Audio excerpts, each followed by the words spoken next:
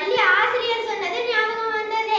அவன் கீழே படுத்து மூச்சு திணறாம அப்படியே கீழே படுத்துக்கிட்டான். மூச்சு கண்ணை ரெண்டையும் மூடிட்டு அப்படியே படுத்துக்கிட்டான்.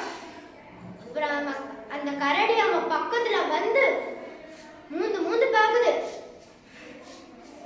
இறந்துட்டான் அப்படின்னு நினைச்சு. அப்புறம் மரத்து மேல அழகனை பாக்குது. அழகனுக்கு ஒரே பையம், நடுங்குறான் போகுது. அப்புறம் அழகனை மேல பாத்துட்டு அப்புறம் போயிருச்சு கரடி.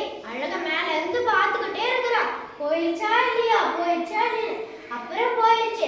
அழகன் கீழே இறங்கி வந்து, செந்தமிழே எந்திரிடா, கரடி போயிடுச்சு அப்படின்னு சொல்றான். செந்தமிழ் எந்திரிச்சு, அப்பாடா கரடி போயிடுச்சு அப்படின்னு சொல்றான் செந்தமிழ்.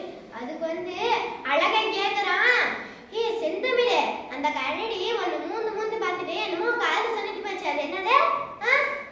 ஓ, ஆபத்து காலத்துல உதவாத நண்பன் கூட எப்பவுமே சேரக்கூடாதுன்னு சொல்லிட்டு போயிருச்சு. நீ கரடி போன, அதுக்கு செந்தமிழ் சொல்ற, நீ கரடி போன வழியில போ, நான் இந்த வழியில போறேன்னு சொல்லிட்டு. இதுல இருந்து என்ன தெரியுது? ஆபத்து காலத்துல உதவாத நண்பன் கூட எப்பவுமே சேரக்கூடாது. நன்றி, வணக்கம்.